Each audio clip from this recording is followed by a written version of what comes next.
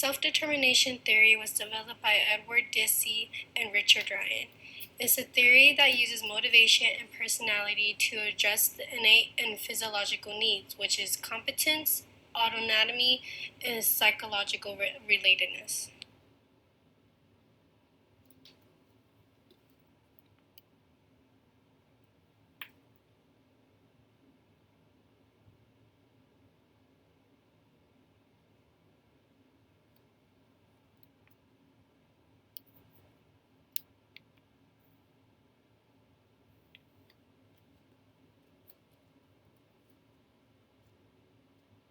Our three basic needs are autonomy, competence, and relatedness. We've heard some things about them today, but I'm just going to briefly say what they are.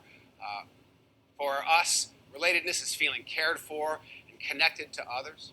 It has to do with a sense of belonging, a feeling that you matter to the other people that are there. And relatedness is enhanced not just by people treating you warmly and including you, but it's also enhanced by your giving to them and you're being able to matter in their lives. That's part of what helps us feel connected. So it's not a one-way street in relatedness. It has to do with both. And again, we'll show evidence to that effect. Competence is really commonly studied in psychology. Most theories of psychology would probably agree with us on this one point, which is competence is essential to wellness, to feel effective in your environment, to have some sense of mastery of the things that are important to you. Very, very important, and environments can have a big impact on that experience. And then finally, finally autonomy, which has been probably the most controversial, but also the most central of our psychological needs in the sense of research and our integrative mission, so to speak.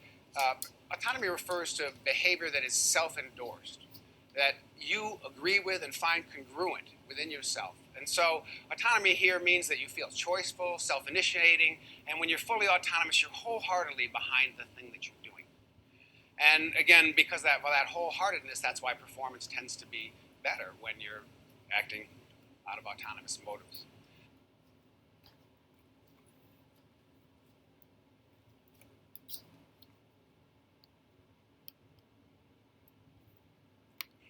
Competence is what people need to gain mastery or tasks and learn different skills. When people feel that they have the skills needed for success, they are more likely to take actions that will help them achieve their goals.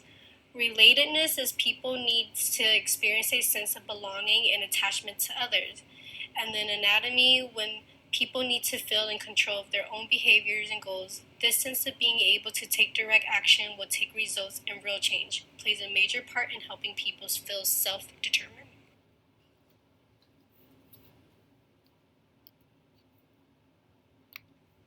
Some applications that you could use self-determination in the classroom is creating programs to promote it, to help the students. And then there's instructions to motivate your students, and then you can also evaluate instructional interventions and support to encourage self-determination for all your students.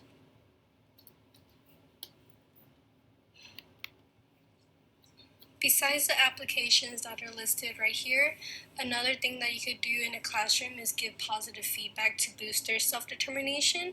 Deci has suggested that if you offer unexpected positive encouragement and feedback on a person's performance, it can increase their intrinsic motivation.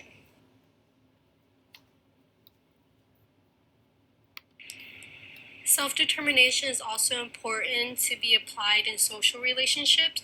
So having them seek positive relationships with people will help them pursue their goals, and then offering support and feedback to the people who are around them in their social circle.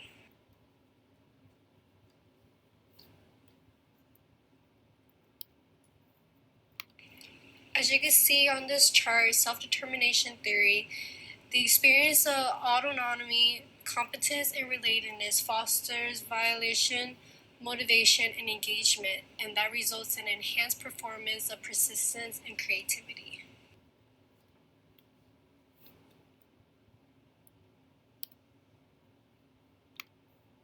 The self-determination theory does relate to the standards of the Pedagogy and Professional Responsibilities test. Here in this paper, we'll be discussing 4 of those standards. The first standard is Domain 1, Competency 1, Standard L. This one, the teachers begin to teach students to apply their life skills. In order to be successful in life, students need skills such as organization and self-direction and goal setting. We do know that motivation does, in fact, go hand in hand with these skills. Good motivation causes good self-direction, according to this theory. The second standard is Domain 1, Competency 4, Standard K. The students begin to learn the importance of self-direction. The teachers teach them how to be self-directed, and in turn the students understand how important it is to be self-directed. Students must also start to develop a sense of responsibility for their own learning. We do know that being self-directed means to be responsible. But however, the teachers also, in their instruction, they must promote motivation.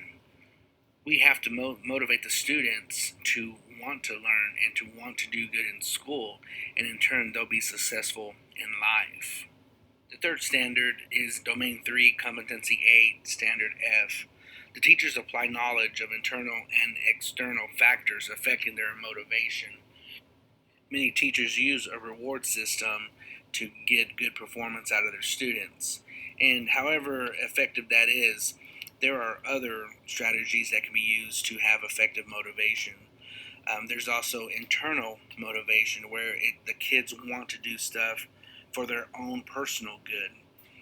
They want to feel good about getting good grades. They want to have that sense of satisfaction that what they did was good. The last standard that relates to the self-determination theory comes from Domain 3, Competency 8, Standard G. The teachers should employ effective motivational strategies and encourage self-motivation. Students don't leave every class feeling more motivated than when they arrived. Me personally, when I leave every one of my education classes, I feel more motivated. I actually smile more than when I first arrived. All the teachers are energetic and just full of emotion, and they tell you how much they care about all students, not just certain students, but all students, no matter with or without special needs. And I think this is vital for us to be effective motivational educators. We need to make sure that our students leave more motivated than when they arrived. In fact, one of my professors always asks us, "Don't you feel better than when you first arrived? I can tell by the smiles in your face." And I have a regular class after one of my education classes, and I always find myself humming or singing or just in a good mood. And then I go to a regular class and can't seem to find motivation to do any work. That's not the kind of educator I want to be. I want to make sure that my students are uplifted and that they're happy when they leave, and, as a matter of fact, are singing as they leave my room. Then I know that I have done a good job.